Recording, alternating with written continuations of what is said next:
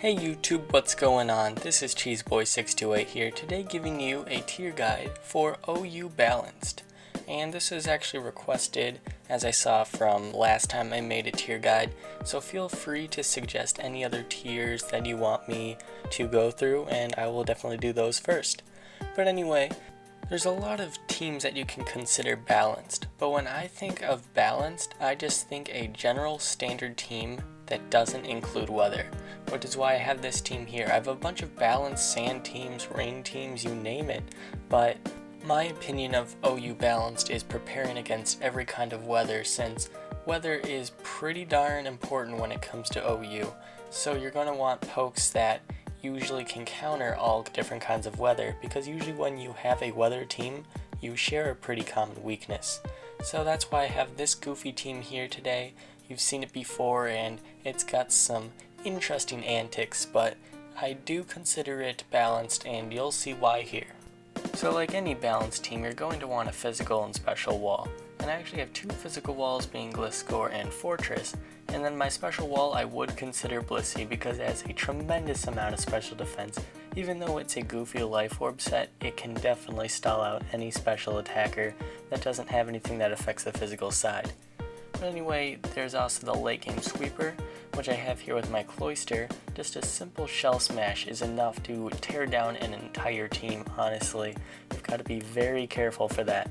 Then you're going to need your physical threat, and in this case it's my D-Knight. It's going to do a ton of damage to the opposing team, especially since it's banded, and since it's also bulky, it's going to take at least one hit, even if it's ice.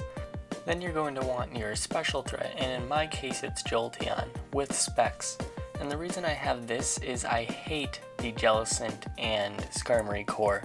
It is so good, it's amazing. Like, you try rapid spinning against it, it's very difficult. Jellicent is bulky enough to take any hit even if you predict it switching in, and Skarmory is plenty bulky enough to get a bunch of spikes and just whirlwind you out.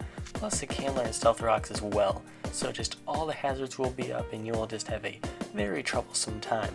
So that's why I have Jolteon, because the only weakness they both carry is electric, and nothing like a spec stab T-Bolt coming their way to ruin their plans. So you will also need a rapid spinner or utility, and rapid spinning comes with what I said earlier with the core of Jellicent and Skarmory, and plus there's a ton of other cores.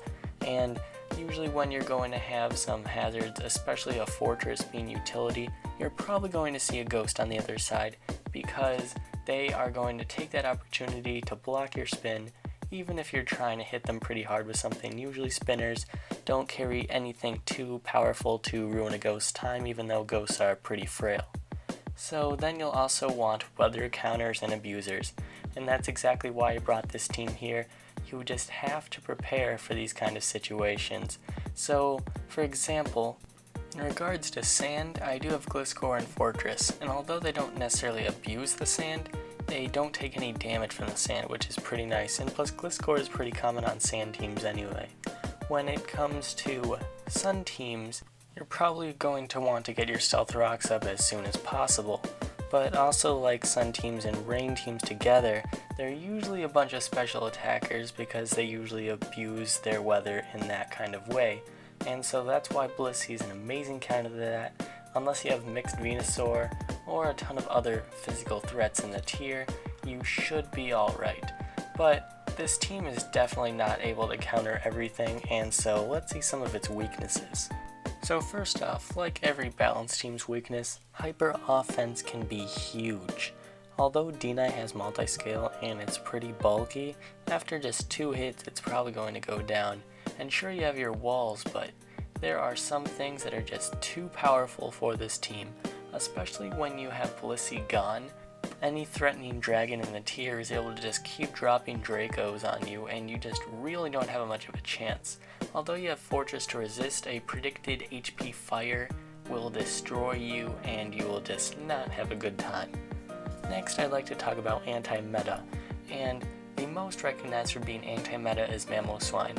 Although it's becoming more popular, the reason it's anti-meta is because most teams just do not prepare for it. They usually have a ton of dragons and stuff like that, and they're usually quad weaked up. And a stab 4 times super effective Ice Shard is going to do a ton to just about anything.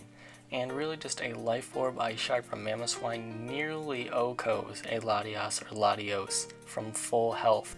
The next problem is Stealth Rock. It has always been recognized as the most useful move in the game, and while OU is definitely no different, there are a ton of threats in OU, but many of them are weak to Stealth Rock.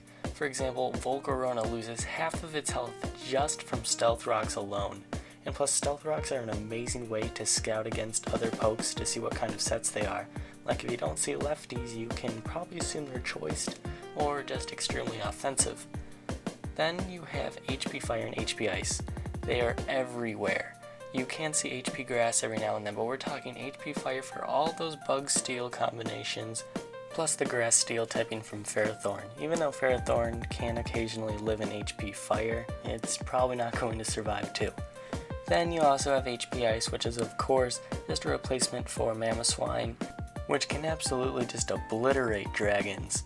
And Ice is just not seen a lot in the OU tier just because of how frail it is, involving Stealth Rock once again, but Mamoswine also being ground type gives it dual stab, plus it's able to just take rocks neutrally, and it's just a huge threat. Next, there's legendaries. As you can see from my team, there are no legendaries, and OU is just basically the best of the legendaries that are barely not good enough to make Ubers. Terrakion, Landorus, Latios, and just so many more that are huge threats to this tier, and it's because they have amazing stats all around. Although I kind of would argue that Keldeo isn't that good because there are just so many counters to it. Once again, Celebi is an amazing wall, Jirachi's just too bulky. There's just so many threats in this tier. And I happen to skip Baton Pass and Setup, and that is definitely not something to mess around with. I personally think Baton Pass is broken. There is just hardly a way to get past it. Even if you have Whirlwind or Roar, there's always Espeon or Xatu that have Magic Bounce, and then that just doesn't work out. All you can do is hope for crits, and we know crits never happen when we need them to. And maybe if you just want pure setup, a dual dancing Terrakion can just sweep teams, or Rock Polish Landorus, Agility Thundurus T.